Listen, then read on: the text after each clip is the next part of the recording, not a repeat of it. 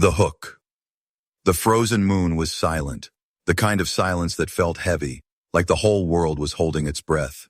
Ethan Cole's ship lay half buried in the snow after the meteor storm, smoke rising from the cracked metal. The wind howled across the ice plains, carrying tiny shards of snow that stung his face like glass.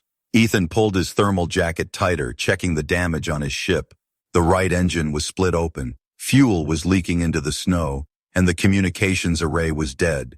He cursed under his breath, knowing he had only a few hours before the temperature dropped even lower.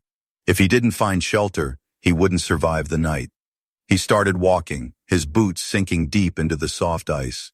The blizzard made it hard to see more than a few meters ahead. His visor kept fogging up from his breath. Suddenly a sound reached his ears.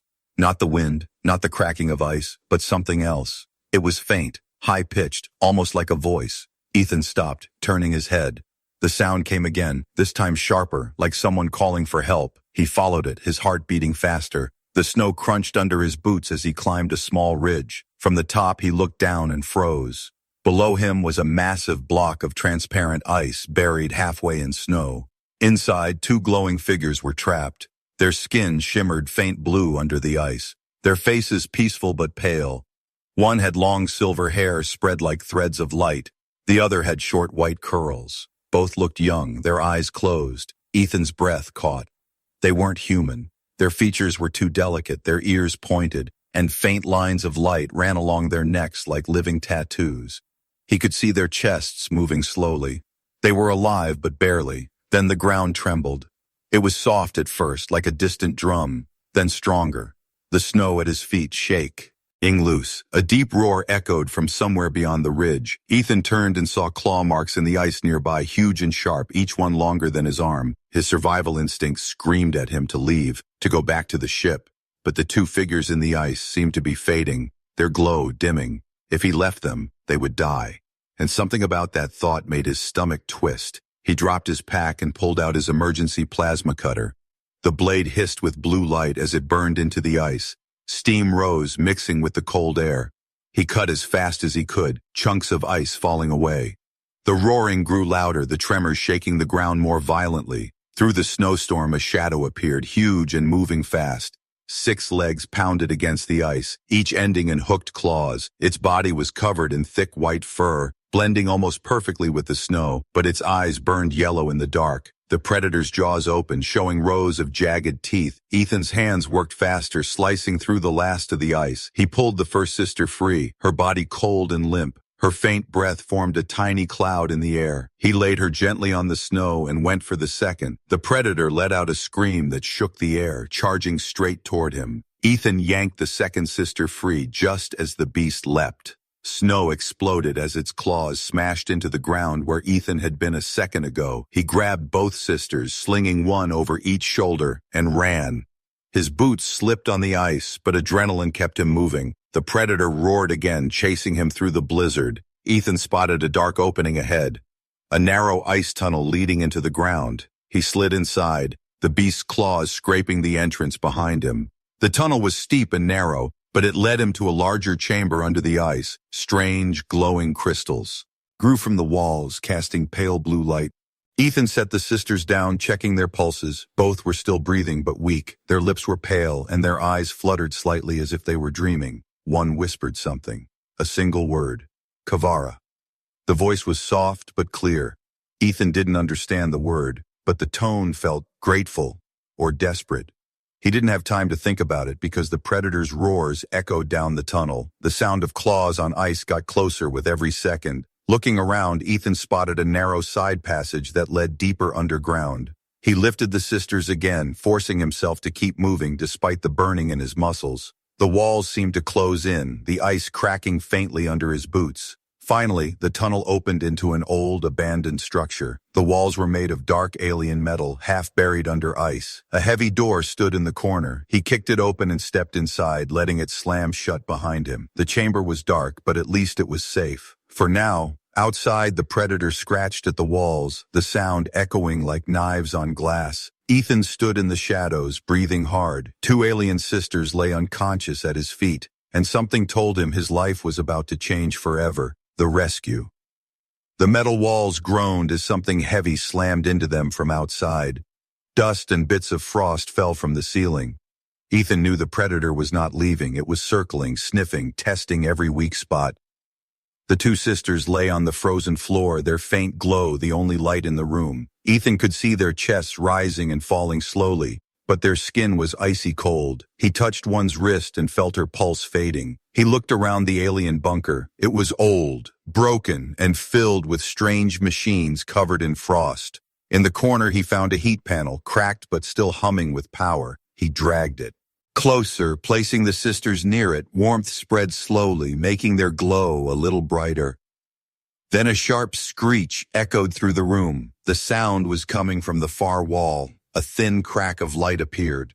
The predator was forcing its claw through the metal. Its roar made the air vibrate in Ethan's chest. His heart pounded. He could try to hide deeper inside the bunker, but if that wall broke, there would be nowhere to run. The sisters couldn't even stand. He would have to carry them. A sudden noise behind him made him spin. One of the sisters, the one with short white curls, had opened her eyes. They glowed faint silver.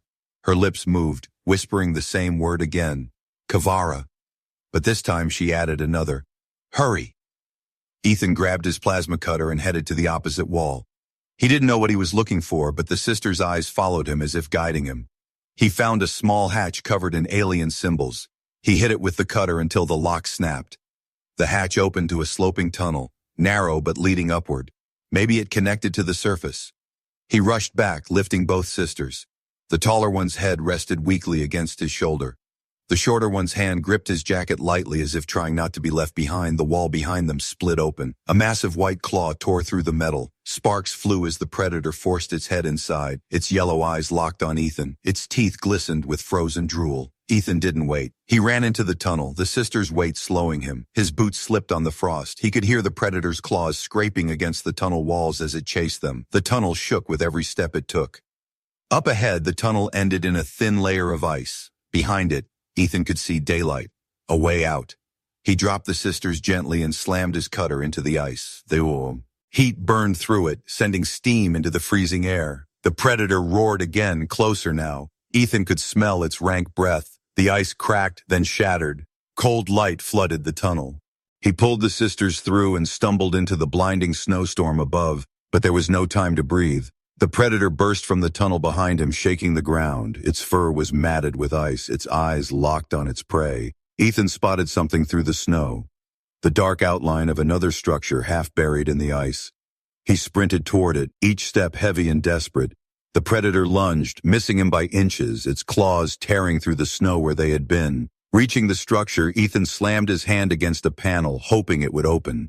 With a hiss, the alien doors slid apart, revealing a chamber glowing with strange blue light. He rushed in with the sisters, the doors closing just as the predator's claws scraped the frame. Inside, Ethan realized this place was different. The walls were alive with moving light, alien symbols shifting like water. A soft hum filled the air, and the sisters' glow grew brighter. The shorter one's voice was clearer now. She spoke slowly, safe. For now. Then she pointed to the far wall where a strange machine pulsed with light. Before Ethan could ask what it was, the hum changed pitch. His communicator beeped, a signal not from his ship but from somewhere deep in the ice, and it wasn't friendly. Ethan looked at the sisters, then at the sealed door. Outside, the predator waited, but something worse was coming. First contact. The air inside the glowing chamber felt warmer, almost alive. Ethan laid the sisters down on a smooth metal platform. The light from the walls pulsed in rhythm with their breathing, as if the room itself was helping them recover. The taller sister was the first to move. Her silver hair shifted like threads of moonlight as she opened her eyes. Her gaze locked on Ethan, sharp yet calm. She didn't speak right away, only studied him, as if weighing his soul. The shorter sister, the one with the white curls, pushed herself up next. Her eyes glowed faint blue, softer but full of energy. She touched Ethan's arm and spoke a single word, human. Her voice was musical but carried a strange echo. Ethan nodded, unsure what to say. Yeah, human, he answered. The word seemed to surprise them both. The silver-haired one tilted her head. We thought humans were only stories, she said slowly. Her accent made the words flow like water. Before Ethan could reply, the platform under them vibrated. His communicator beeped again, flashing red this time. The signal was closer. Too close. He checked the readout. It wasn't a rescue beacon. It was a military code, encrypted. The sisters exchanged a quick look. The silver-haired one spoke first. "They've found us." Her tone carried no fear, only certainty. The shorter one grabbed Ethan's wrist. "You must take us away," she said. "If they capture us, all will burn." Ethan frowned. "Who's coming?" The taller sister answered, her eyes narrowing. "The Veyron." The name felt heavy in the air, like a shadow. She explained quickly. The Veyron were not hunters like the predator outside. They were conquerors.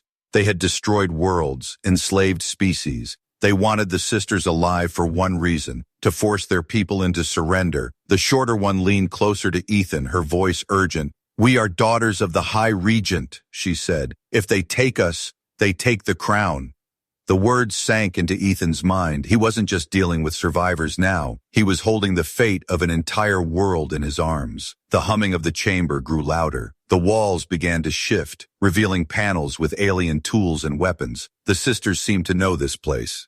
The taller one picked up a crystal blade that shimmered in her hand. The shorter one strapped on a small wrist device that projected a glowing shield. Ethan glanced at the door. The predator's roars had stopped, replaced by the low hum of engines above the ice. The Veyron were here. Then something strange happened. The two sisters looked at Ethan, and in that moment their eyes changed. The taller one's expression softened, like she saw something noble in him. The shorter one smiled faintly, her gaze lingering on his face. Ethan didn't understand, but he could feel it. They weren't just looking at him as a rescuer. Something else was forming. The silver-haired sister spoke. "Kavara," she said again, but this time she explained. "It means protector. It is a name we give to the one who saves us and binds with us." The shorter one's smile grew. "We both said it," she added, her tone playful but serious. Ethan opened his mouth to ask what that meant, but the sound of metal being cut open above them silenced him. A harsh beam of light pierced the ice ceiling. Dust and frost rained down. The sisters looked up, their weapons ready. The taller one stepped in front of Ethan. The shorter one stepped beside him. Their eyes glowed brighter in the dark. Ethan realized something in that moment. Whatever was coming through that hole wasn't here to negotiate, and if they got inside, this chamber would turn into a trap. The silver-haired sister spoke without looking at him. "Kavara, the choice is now. Run with us, or die with us." Enemy arrival. The beam of light cutting through the ice grew wider. Cold air rushed into the chamber as the ceiling cracked. A shadow moved inside the beam, a dark, insect-like machine lowering itself on metal cables. Ethan's pulse quickened. He had seen military drop drones before, but this one was bigger. Its black armor gleamed, and its claws sparked as they scraped the ice. Red sensors swept the room, scanning for movement. The sisters moved fast. The silver-haired one took position near the wall, her crystal blade glowing with a faint silver edge. The shorter one crouched beside Ethan, her shield generator humming. The air felt tense, as if the room itself knew what was coming. Then the drone's voice hissed through the chamber, metallic and cold. "Targets located, stand by for retrieval." Ethan stepped back, but the shorter sister grabbed his arm. "Do not run yet," she whispered. Her eyes darted to the silver-haired sister, who was already in motion. She leapt toward the wall and pressed her hand to a glowing panel. The entire chamber shifted, parts of the floor sliding open to reveal hidden vents. A sudden roar echoed from outside. It wasn't the drone, it was the predator. The six-legged beast had followed the scent of life, and now it was charging toward the Veyron troops outside. Through the new cracks in the ceiling, Ethan could hear chaos above. Alien voices shouting orders, weapons firing, the predator roaring as it slammed into soldiers. The drone's sensors flickered for a moment, distracted by the sudden interference. That was all the silver-haired sister needed. She struck, her blade slicing one of the drone's cables. Sparks flew. The drone swung violently, crashing into the wall. The shorter sister activated her shield, projecting a dome of light around them. Just in time, the drone's claws shot forward, smashing against the barrier. The impact sent shockwaves through the floor. Ethan's communicator crackled. "Unidentified human. Surrender the targets." The voice was deep, controlled. The Varen commander had joined the hunt. The silver-haired sister looked at Ethan, her tone sharp. This way. She pointed toward a side tunnel revealed by the shifting floor. It sloped upward toward faint daylight.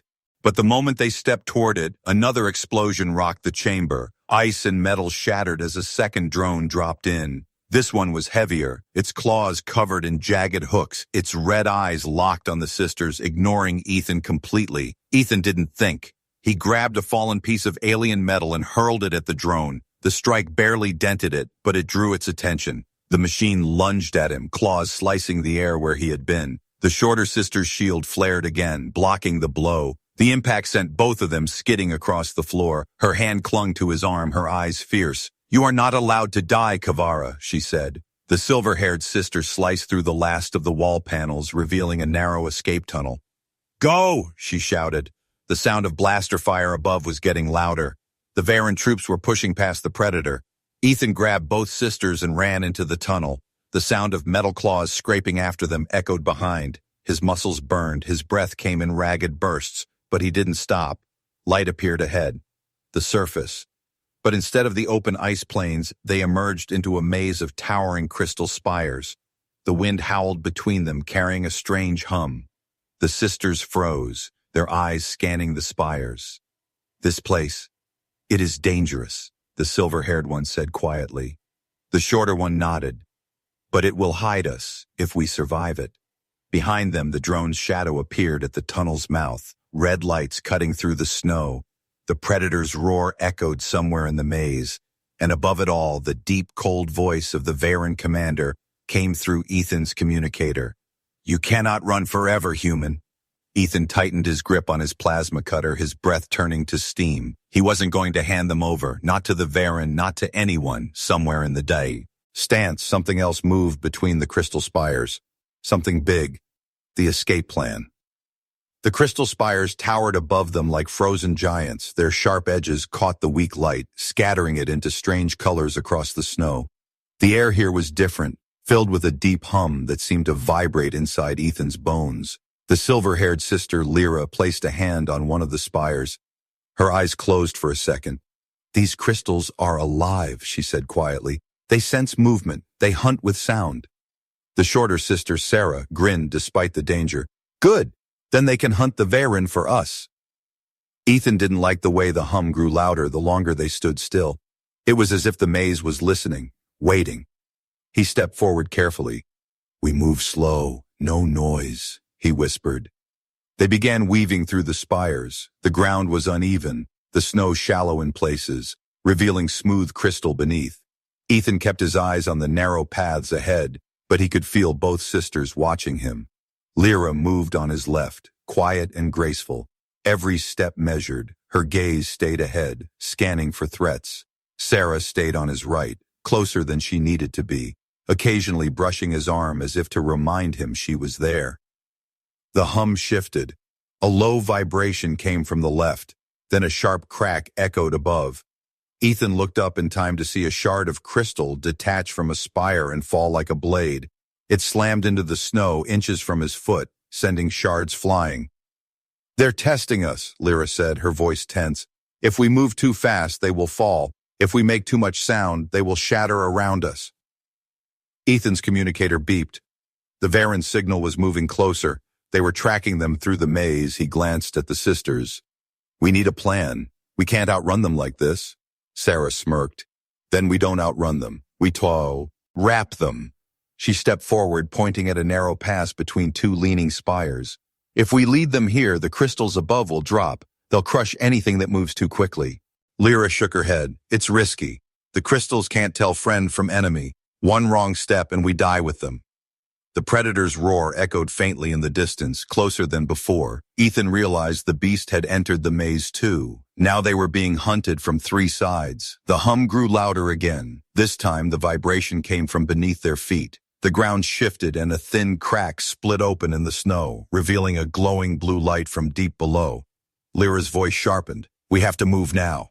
They ran, slow at first, then faster as the hum turned into a sharp ringing. Crystal shards began falling in a deadly rain, slamming into the ground with explosive force. One sliced through a spire beside Ethan, sending a cloud of glittering dust into the air. Through the chaos, the Varen drones appeared behind them, red lights sweeping the maze, blaster fire cutting through the mist of snow and crystal dust. Sarah grabbed Ethan's hand and pulled him toward the narrow path she had pointed out earlier. "Trust me," she shouted. Lyra ran alongside, her blade deflecting falling shards. "Do not trust her too much, Kavara," she said without looking at him. They reached the pass just as the first drone entered it. Sarah pressed her wrist device to the ground. A pulse of light shot into the snow. The crystals above shook violently, then dropped in a deadly cascade. The sound was deafening. Shards the size of spears smashed into the Varen drones, tearing through armor and scattering sparks. Ethan pulled the sisters forward, ducking under a falling slab that shattered behind them. When they finally stopped, gasping for air, the maze around them had gone quiet again. The hum was softer, almost satisfied. Lyra stepped closer to Ethan, her voice calm but pointed. "A protector should be careful who he follows." Sarah's smile was playful, but her eyes held fire. A protector should also know when to take a leap." Before Ethan could answer, his communicator flared with a new signal. Not from the Varen, not from his ship, but from somewhere deep in the ice ahead. A faint human voice crackled through. "Ethan Cole, if you can hear this, you're not alone." Battle on the ice. Snow swirled in the wind as Ethan, Lyra, and Sarah stepped out of the crystal maze. The open ice plains stretched before them, but the moment felt wrong. The air was too still, the silence too sharp. Ethan's communicator still pulsed with that faint human signal. "You're not alone," the voice had said, but it was weak, broken by static. Whoever it was, they were close and in trouble. Lyra scanned the horizon with sharp eyes. "The signal is a lure. It could be Varen deception," she warned. Sarah tilted her head with a grin. "Or it could be someone worth saving, just like us." Ethan didn't get the chance to decide. The ground under them shook. A shadow rose from behind a distant snow ridge. The predator, its white fur stained with dark blood, claws glistening in the pale light. At the same time, 3 black Varen dropships cut through the sky. Their engines screamed as they descended. The ice beneath cracked from the pressure waves. Ethan's heart pounded. He was caught between 2 monsters, one made of muscle and teeth, the other of metal and fire. The predator roared and charged, throwing up waves of snow with each leap. The dropships landed in a wide circle, Varen soldiers spilling out in black armor, rifles glowing with deadly heat. The first shot came from the soldiers, a blast of green energy that slammed into the predator's side. The beast barely slowed, smashing into their front line like a storm.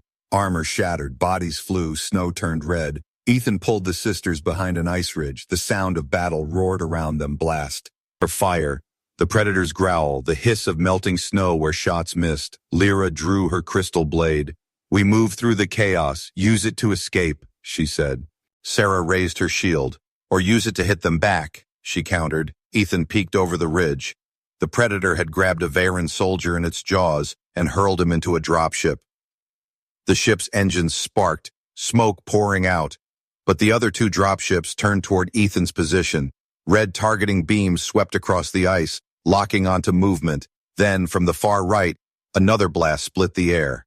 Not Varen, not Predator, but human tech. A slim black skimmer shot over the ice, its cannons glowing hot. A voice crackled into Ethan's earpiece. Clear this time. "Ethan Cole, move to my position now." Lyra's eyes narrowed. "Another human?" Sarah smirked. "Looks like you're not so special after all, Kavara." The skimmer's pilot unleashed a barrage on the Varen soldiers, giving Ethan a path. The Predator, sensing a new target, turned its fury toward the skimmer. Ethan grabbed both sisters' hands and ran, weaving between broken ice pillars and burning wreckage. Energy bolts lit the snow around them. Each step was a fight against the freezing wind and the chaos. The Predator's roar grew closer, its heavy steps shaking the ground. It had abandoned the soldiers and was now chasing Ethan's group directly. One of the dropships fired a wide plasma beam.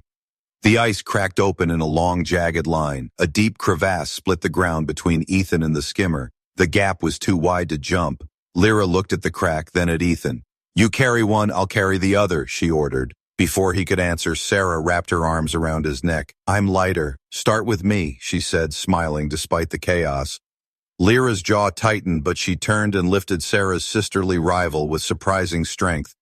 Together they leapt the crevasse in a spray of snow, landing just as the predator's claws slammed into the edge behind them. The skimmer slid to a stop in front of them.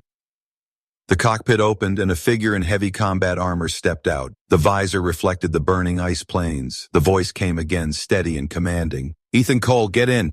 We don't have much time before they glass this whole moon." Ethan glanced at the sisters, at the predator climbing the far edge of the crevasse, and at the Varen dropships powering up for another strike. He had no idea who this armored human was, but one thing was clear. The next choice would decide who lived and who didn't. The twist ending. The armored human's visor retracted with a hiss, revealing a scarred face and sharp eyes. "Name's Captain Raynor," he said. "Earth Fleet Special Recon." His voice carried authority, but also the exhaustion of someone who had been fighting too long. Ethan hesitated, the wind biting at his face. Another human? Here? Raynor didn't waste time. No questions. Get in the skimmer before the Varen burn this place to ice dust. The predator's roar cut through the storm. It had clawed its way up from the crevasse, blood dripping from its jaws. Behind it, the Varen dropships were lifting, their weapons charging for a wide-area strike. Lyra grabbed Ethan's arm, her silver eyes fierce. "Kavara, if we leave now, they will follow us. If we stay, we can end them here." Sarah leaned in on his other side, her smile sharp. "Or we can end up dead, and that would be boring." Raynor's gaze flicked between them. "Their royalty," he muttered, almost to himself. "No wonder the Varen are here." Ethan pushed the sisters toward the skimmer. "We don't have time to argue." The wind screamed louder, carrying the smell of scorched metal as the Varen opened fire. The skimmer shot across the ice, weaving between falling plasma strikes. Behind them, the predator leapt after them, closing the distance. Raynor manned the rear cannon, unleashing a stream of blue beam. A hot fire that lit up the storm. The beast howled but kept coming. Lyra placed her hand on Ethan's shoulder, her voice low. "Kavara, you must know, saving a life in our law means a life bond." Sarah leaned closer from the other side. "And you saved us both," she said with a smirk. "So now you belong to both of us." Ethan blinked. "Wait. What?" Before they could explain further, a deafening explosion tore through the air. One of the Varen dropships disintegrated in a burst of fire and ice shards. Raynor cursed, "That wasn't me. Someone else just joined the fight." Through the snow, a massive silhouette appeared. Not a dropship, not the predator, something bigger. Its outline was jagged, its lights burning a deep red. The sound it made was like metal screaming. Lyra's face went pale. "That's not Varen. That's worse." Sarah's playful smile faded. "They found us already?" Raynor slammed the skimmer's throttle forward. "We're out of time," he growled. "Hold on to something." The predator lunged one last time, its claws catching the skimmer's side. The vehicle swerved violently, skidding toward a cliff edge where the ice dropped away into darkness. Ethan grabbed both sisters, holding them against him as the skimmer's rear end tilted over the edge. Raynor fought the controls, engines screaming. The mysterious red-lit ship loomed above, its shadow swallowing them. The last thing Ethan heard before they plunged into the white void below was a voice. Deep, alien, and far too close. "Kavara, we have been waiting for you."